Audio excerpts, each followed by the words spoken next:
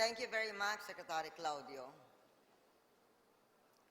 Our leaders of the party, those who are on the head platform, and those of you who are all on the floor, welcome to the National Convention of Lakas-Kampi CMD.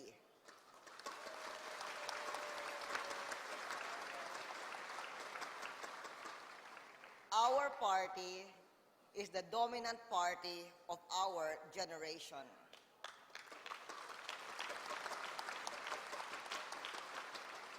Our party has been the largest political party in the country for 15 of the last 17 years.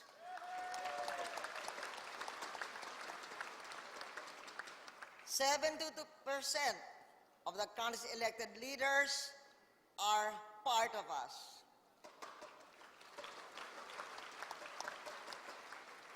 Think of it. Almost 3 out of every 4 elected leaders is a party member.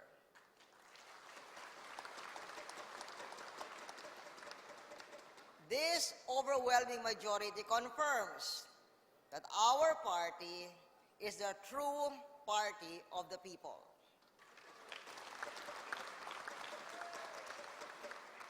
We were a coalition of Lakas-CMD and Kampi. Now, this coalition is a full-fledged national political party.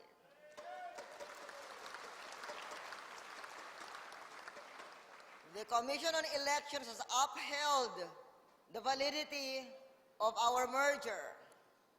We have successfully hurdled the legal challenges thrown our way by those whose personal interests were prejudiced by the merger. It is now time to consolidate our ranks and fortify our party for the electoral battle ahead.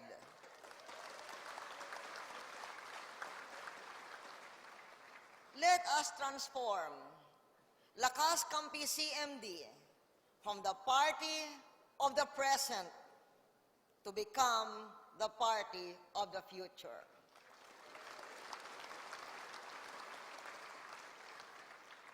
To that end, I am relinquishing today my position as national chairperson and handing over the reins of the party top leadership to the brilliant young standard bearer selected by our National Executive Committee, Gilbert Teodoro.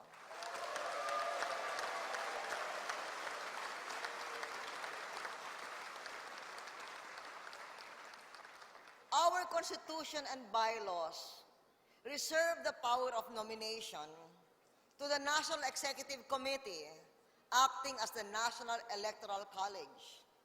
Nonetheless, though that executive meeting could have sufficed to choose and nominate our standard bearer, our party leaders have decided to involve a wide membership of the party through this convention process represented by you, the National Council, today assembled here.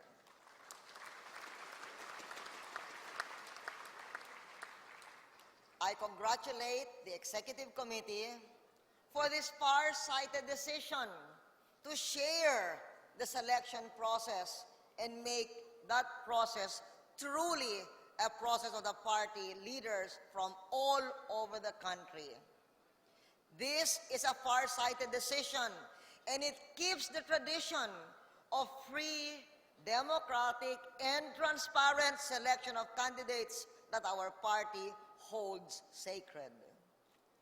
Thus, we have convened today to nominate and then to proclaim the party's presidential and vice presidential candidates.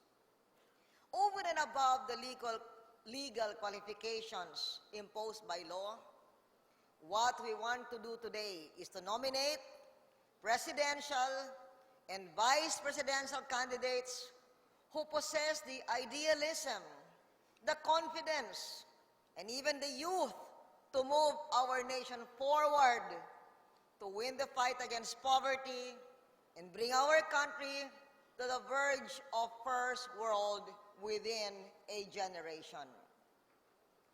In the fight against poverty, in the quest to bring our nation to first world within a generation, to bring prosperity to the greatest number of our people, our party has initiated reforms, especially economic reforms, that were due in no small measure to the vision and determination of our party members in Congress and across the local governments. Our congressional leaders passed much-needed reform legislation.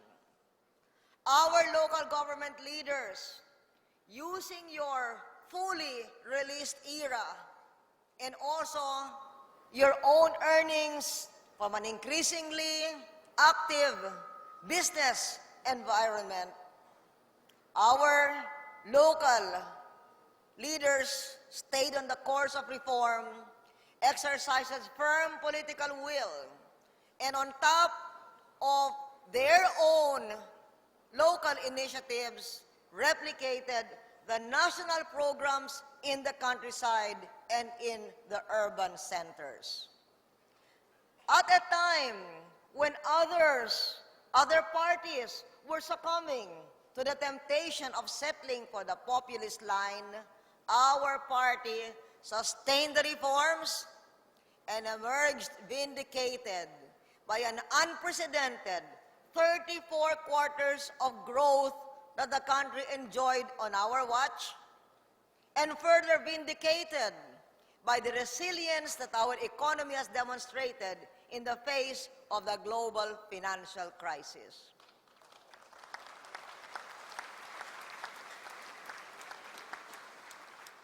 Our sacrifices to achieve these results attest that indeed our party is the party that holds the nation's best interest at heart.